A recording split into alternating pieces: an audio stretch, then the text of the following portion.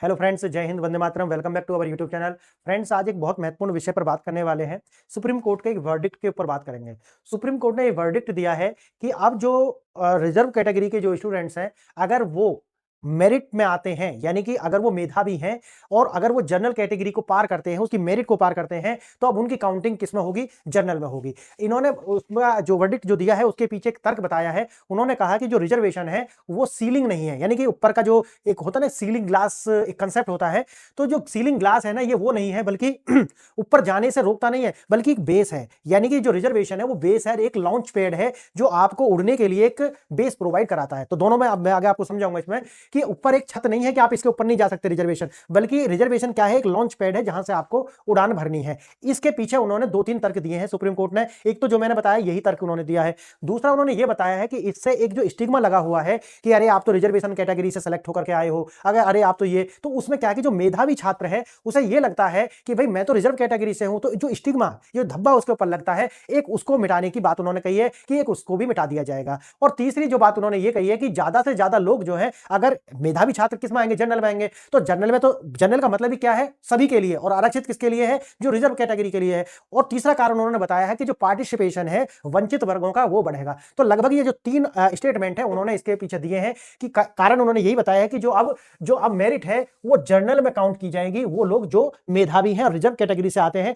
अब अगर वो जनरल कैटेगरी को पार करते हैं तो उनकी काउंटिंग वहां होगी, और जो सीट बचेंगी वो सीट अब रिजर्व कैटेगरी के लोगों के लिए होंगी। आप समझ गए होंगे ये पूरा मामला क्या है। अब मैं आपको इसे विस्तार से बताता हूं क्या है। देखिए, सुप्रीम कोर्ट ने एक ऐतिहासिक फैसला दिया है जहां आरक्षित वर्ग के मेधावी उम्मीदवारों के लिए मेरिट आधारित प्रवासन जो है, उन्होंने बताया कि भैया ये जो मेरिट में आएंगे इन लोगों को जो है जनरल में काउंट किया जाएगा, और रिजर्व सीट जो है एक वेकेंट रह जाएगी, खाली रह जाएगी। उसके लिए जो दूसरे रिजर्व कैटेगरी के जो कम जो मेधावी छात्र हैं वो उसमें आ पाएंगे। मेधावी आरक्षित उम्मीदवार अब जनरल सीट पर गिने जाएंगे यदि वे बिना किसी छूट के सामान्य श्रेणी की कट ऑफ को पार करते हैं। शर्त लगा दिया, अगर वो बिना किसी छूट के सामान्य श्रेणी को पार करते हैं तो। और कारण उन्होंने क्या बताए हैं उसके पीछे, वो मैंने अभी आपको तीन कारण उसमें बताए हैं। आरक्षित वर्ग और सामान्य श्रेणी, अगर वो यहां से यहां पर आते हैं तो वो यही काउंट होंगे, बेशक वो रिजर्व कैटेगरी से क्यों ना हो। आरक्षण जो है उन्होंने क्या बताया था? सीलिंग नहीं है, ग्लास ऊपर एक सीलिंग नहीं, छत नहीं है, बल्कि क्या है? एक फर्श है। फर्श मतलब है लॉन्चिंग पैड है जहां से जो है ये ऊपर जाएंगे। अब जैसे यहां बताया गया, यह एक शुरुआत है, यह एक शुरुआत है, योग्यता को सीमित करने वाला बंधन नहीं है। याद रखना, उन्होंने क्या बताया है कि रिजर्वेशन योग्यता को बंधन नहीं है, योग्यता को सीमित नहीं करता, बल्कि यहां से ये क्या है? एक लॉन्च पैड की तरह तुम्हें लॉन्च करेगा। अब इसमें क्या बताया कि आरक्षित सीटों का जो दायरा वो बढ़ जाएगा। क्यों बढ़ जाएगा? वही जो मैं आपको समझाऊंगा। अगर 50 सीट है, अगर उनमें से 50 रिजर्व है, 50 जनरल है, अगर 10 लोग जो है अगर यहां पर आते हैं तो इनकी संख्या कितनी हो जाएगी? 60। समझ गए मेरी बात? क्योंकि 10 रिजर्व के कैटेगरी के जो लोग हैं वो 50 में भी आ जाएंगे, और 50 के 50 जो रिजर्व है वो रहेंगे। तो इसका मतलब है कि इनका टोटल जो है वो बढ़ जाएगा। क्लियर? आप समझिए इसे। अब आप ये कह सकते हो कि भाई ये तो जनरल कैटेगरी के लिए, दो दूसरे विचार के भी लोग होंगे इसमें। वो कहेंगे तो जो जनरल कैटेगरी है उसके लिए एक तरीका से भाई ये तो सीटों को खत्म करना जैसा ही एक तरीका से देखा जाए कि या तो आप 100% रिजर्वेशन कर दीजिए। अगर आपको यही समस्या है तो आप 100% रिजर्वेशन क्यों नहीं कर देते? समझ गए? लेकिन अपने अपने तर्क है, मैं आपको इसमें बताऊंगा उन्होंने इसके पीछे क्या तर्क दिए हैं। मेधावी उम्मीदवार जनरल में जाने से उनकी जो आरक्षित सीट है उनकी जो संख्या है वो बढ़ जाएगी, और वो जो दूसरे रिजर्व कैटेगरी के जरूरतमंद लोग हैं उनको मिल जाने वाली है। अब इसके दूसरे देखो, आप अपने अलग अलग पर्सपेक्टिव है, लेकिन एक पर्सपेक्टिव जो है ये भी है कि भाई अगर हम रिजर्व कैटेगरी के इतना ही उसमें हैं तो इससे क्या होगा कि भाई जो कम क्षमता के लोग हैं वो रिजर्व कैटेगरी में आ जाएंगे, और जो उच्च क्षमता के लोग हैं वो ऊपर चले जाएंगे। तो आप ये कर रहे हैं एक तरीका से कि जो जनरल कैटेगरी है उसे इससे लगभग लगभग बाहर कर रहे हैं। अगर आप डायरेक्ट नहीं बढ़ा सकते, क्योंकि आप देखोगे 50% का दायरा है, 50% से ज्यादा रिजर्वेशन आप कर नहीं सकते, तो आप इसका दूसरा पैमाना लेकर के ये सब कर रहे हैं। एक तरीका से देखा जाए तो आप इसे कह सकते हो कि ये डिस्क्रिमिनेशन है, या फिर आप कह सकते हो पॉजिटिव डिस्क्रिमिनेशन है। अब आप जैसा आप इसे सोच सकते हैं, सोचिए। योग्यता को सजा नहीं मिलनी चाहिए। वो क्या कह रहे हैं? वो ये कह रहे हैं कि अगर आप रिजर्व कैटेगरी के लोगों को सिर्फ रिजर्व कैटेगरी में ही रखते हैं जबकि वो मेधावी हैं उसके बाद भी, तो ये क्या होगा? योग्यता के साथ में न्याय नहीं होगा। दूसरा, स्क्रीनिंग परीक्षा एक निष्पक्ष मैदान है। यहां सफलता की आपकी योग्यता की पहचान आपकी श्रेणी की नहीं है। इसका मतलब वो ये कह रहे हैं कि जैसा कि प्रीलिम्स एग्जाम हो, वो एक स्क्रीनिंग एग्जाम हो, सफलता तो निश्चित होती नहीं है। मेंस में जाते हैं, इंटरव्यू होता है, जब जाकर के उनके अंक जुड़ते हैं फाइनल रिजल्ट में। तो ऐसा अगर एग्जाम, वो कह रहे हैं कि यहां तो सिर्फ क्या है? निष्पक्षता का मैदान है, स्क्रीनिंग। अब है सामाजिक कलंक, जो मैंने आपको बताया था कि उन्होंने कहा था कि जो सामाजिक स्टिग्मा लगा हुआ है कि मेधावी होने के बाद भी रिजर्व कैटेगरी से अगर आता है तो कहते हैं कि भाई तुम तो रिजर्वेशन लेकर के आए हो। तो ये वाली बात भी जो है कहते हैं कि भाई अगर ऐसा होता है, जो बताइए आपको 10% 20%, तो उससे ये भी हो जाएगा कि अगर मेधावी है तो जनरल में सेलेक्ट होगा वो, और फिर ये जो स्टिग्मा है ये उसके ऊपर से हट जाने वाला है। अब बात आएगी मेरिट ही जनरल है। सुप्रीम कोर्ट के लिए ऐतिहासिक फैसले में समझना जिसमें आरक्षण और योग्यता की जो बहस है उसको नई दिशा मिली है, और जो नई दिशा है मैंने आपको 3 एग्जांपल में शुरू में समझाई है। एक छात्र, एक परीक्षा और एक मुश्किल सवाल। कल्पना कीजिए कि अब यहाँ पे एक एग्जाम्पल दिया गया कि कोई व्यक्ति राहुल है। राहुल एक आरक्षित वर्ग से आता है जिसने दिन रात मेहनत की और उसने प्रीलिम्स परीक्षा जो है उसको अंक जो है प्राप्त किए और जनरल में उसने वो कैटेगरी में पास कर लिया। अब सवाल यह है कि क्या ये सिस्टम राहुल को उसकी जन्म श्रेणी के कारण ही आरक्षित सीट जो है उसे लेने के लिए मजबूर करेगा? ये जो क्वेश्चन है जो हमने शुरू में बताया कि भाई उसमें टैलेंट है कि वो जो है रिजर्व कैटेगरी से नहीं बल्कि जनरल में वो जो है क्वालिफाई कर रहा है। तो अगर वो क्वालिफाई कर रहा है तो वो कह रहे हैं कि उसे जनरल में काउंट कीजिए, आरक्षित जो 50 सीटें हैं जो भी उसमें आती हैं, एग्जांपल के लिए बता रहा हूं, तो वो जो है रिजर्व रह जाएंगी। ये है। अब दूसरा जो मैंने आपको शुरू में बताया है कि आप इसे ये कहेंगे कि भैया फिर जो जनरल वाला है उसे बिल्कुल बाहर कर दीजिए, आप यही है 100% रिजर्वेशन कर दीजिए। सुप्रीम कोर्ट का ऐतिहासिक जवाब, merit based migration. Supreme court ने एक मास्टर स्ट्रोक जवाब दिया, यदि आप अपने आरक्षण की चाबी का उपयोग किए बिना दरवाजा खोल लेते हैं तो आपको आरक्षित कमरे में जाने की जरूरत नहीं है, आपने अपनी जगह अपने कंपटीशन से बनाई है। अब बात यही, अगर कंपटीशन में इतना ही तुम्हें विश्वास है तो फिर खोल दीजिए, सबको जीरो करिए। भाई देखो लॉजिक पे अगर आप आओगे, क्योंकि भिन्न भिन्न तरीके के लोग आएंगे इसमें कमेंट करना है, लेकिन आपको यह समझना पड़ेगा कि डिस्क्रिमिनेशन होता है। अगर आप उसमें पॉजिटिव या नेगेटिव जोड़ देंगे तो उससे कुछ बदलता नहीं है, ये डिस्क्रिमिनेशन ही एक तरीका से। देखिए योग्यता के लिए जो माध्यम से पहचान जन्म के आधार पर नहीं, आपके अंक पर्याप्त और श्रेणी जो है मायने नहीं रखती। अब आरक्षण फर्श है, छत नहीं है, जो मैंने आपको बताया है, यानी कि वो एक लॉन्च पैड है ना कि एक सीलिंग है, बस ये बताया है।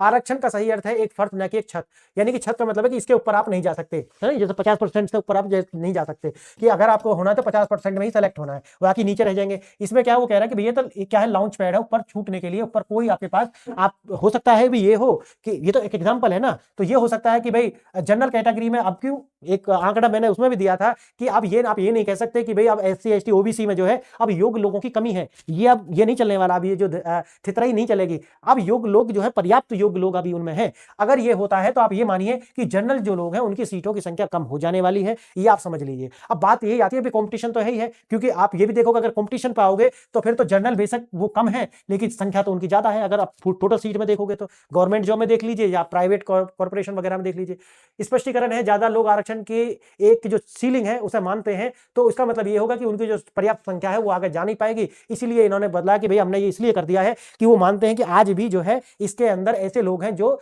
हाशिए पर हैं, इसलिए उनको आगे लाया जाए ताकि ज्यादा से ज्यादा जो लोग हैं वो सर्विस में आए, ऐसा उनका मानना है कोर्ट का। सुप्रीम कोर्ट का यह निर्णय 3 मजबूत स्तंभ है जो मैंने आपको बताए थे। पहला है आरक्षण को इनेबलिंग प्रोविजन बनाना, स्क्रीनिंग परीक्षा को निष्पक्ष मैदान बताना, और मेरिट के लिए कोई सजा नहीं है। मतलब अगर कोई टैलेंटेड है तो उसको भैया जनरल में काउंट होने का अपना एक अधिकार है, ऐसा सुप्रीम कोर्ट मानता है। आरक्षण एक सीढ़ी है, जंजीर नहीं है। मतलब वही बताया जो मैंने आपको बताया, उन्होंने कहा कि अगर आप इसको एक सीलिंग बना दोगे तो जंजीर बन जाएगी। क्यों? क्योंकि 50% से ऊपर जा नहीं सकता। अब उन्होंने कहा कि जो अनुच्छेद 16 है असमानता को दूर करने के लिए एक सीढ़ी प्रदान करता है, लेकिन अगर कोई उम्मीदवार अपनी योग्यता के पंखों से उड़कर शीर्ष पर पहुंच जाता है तो उसे कानून रूप से उसे वापस सीढ़ी पर धकेलना उचित नहीं है। ऐसा करना अनुच्छेद 14 के तहत समानता के अधिकार का जो है उल्लंघन होगा।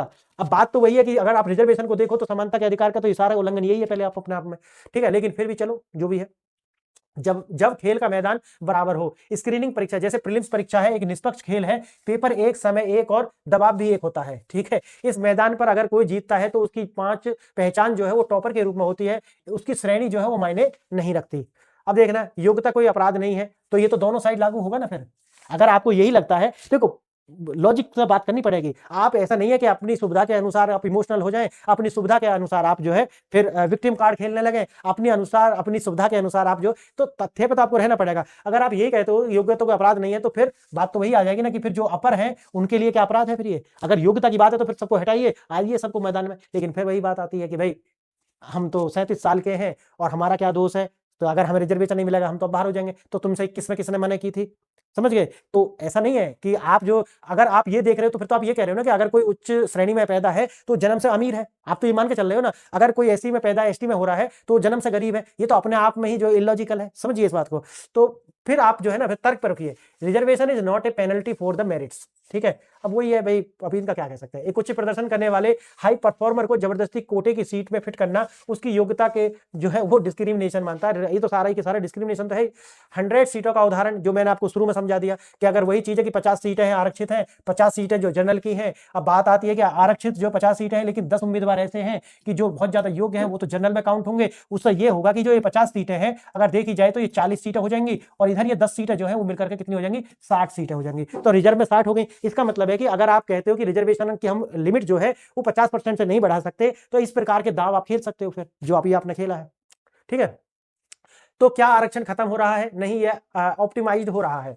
आरक्षण खत्म नहीं हो रहा, बल्कि ये तो आरक्षण का जो दूसरे तरीके से आप सोचिए बढ़ाया ही जा रहा है। इसे खत्म होने की बात आप नहीं कह सकते। ये सुनिश्चित करता है कि आरक्षण का लाभ उन लोगों तक पहुंचे जिन्हें इसकी सबसे ज्यादा जरूरत है। तो इसकी तो बात मैंने पिछली वीडियो में की थी, और उस वीडियो में तो ज्ञानियों की जो पूरी भीड़ लग गई थी। मैंने ये तो कहा था कि SC ST के अंदर भी क्रीमी लेयर लाना चाहिए। भाई OBC के अंदर अगर क्रीमी लेयर है तो SC ST के अंदर क्यों नहीं लाना चाहिए? फिर इंदिरा साहनी वाला बात क्यों लेकर के आप आ जाते हो बीच में कि भाई अगर आप लॉजिक की बात करोगे तो फिर ये जो सेंटेंस लिखा है ना भाई, आपको एक लॉजिक पर रुकना पड़ेगा। अगर आप ये कहते हो कि भाई सुनिश्चित करना पड़ेगा कि आरक्षण का लाभ उन लोगों तक पहुंचे जो बिल्कुल लास्ट में है, समझ गए, जो बिल्कुल गरीब है, तो भाई फिर आपको इसमें लागू करना ही पड़ेगा। फिर उससे आप बच नहीं सकते। उस पर आप ये ज्ञान देने नहीं आ सकते कि नहीं नहीं मैं तो 37 साल का हूं, मैं तो बाहर हो जाऊंगा।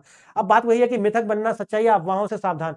आरक्षण खत्म किया जा रहा है, अब बात ये मिथक नहीं है। अब समझ लेना इसको, मैंने आपको पूरा समझा दिया। अगर आया होगा तो आपको बिल्कुल समझ आ गया होगा। सच्चाई क्या है? आरक्षण जो छुआ तक नहीं गया है, यह संवैधानिक प्रक्रिया और स्थायी फैसला केवल प्रक्रिया को अनुकूलित करता है। आप समझ लीजिए एक तरीका से आरक्षण क्या हुआ है, बढ़ा है या घटा है।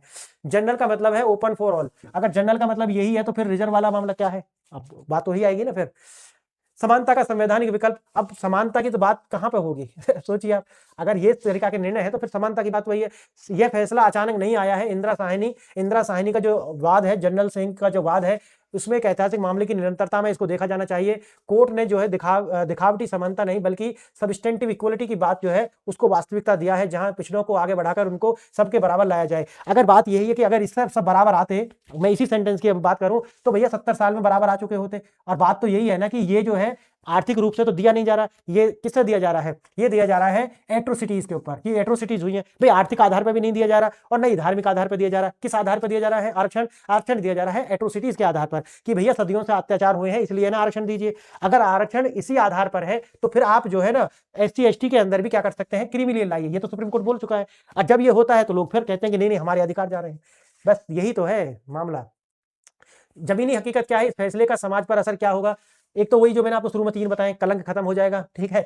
आकांक्षाओं को उड़ान लगेगी। क्या उड़ान लगेगी? भैया हम ज्यादा टैलेंट अर्जित करें और जनरल में जाएं। और समाज में एकीकरण। भैया समाज में एकीकरण कौन सा लॉजिक है, मुझे बता दीजिए आप। अगर रिजर्वेशन ने तो बल्कि समाज को बांट करके रखा है। अगर जातिवाद का अगर ज्यादा आप उदाहरण देखते हो ना, अगर जातिवाद आज भी जिंदा है तो रिजर्वेशन उसकी जड़ में है। याद रखना इस बात को।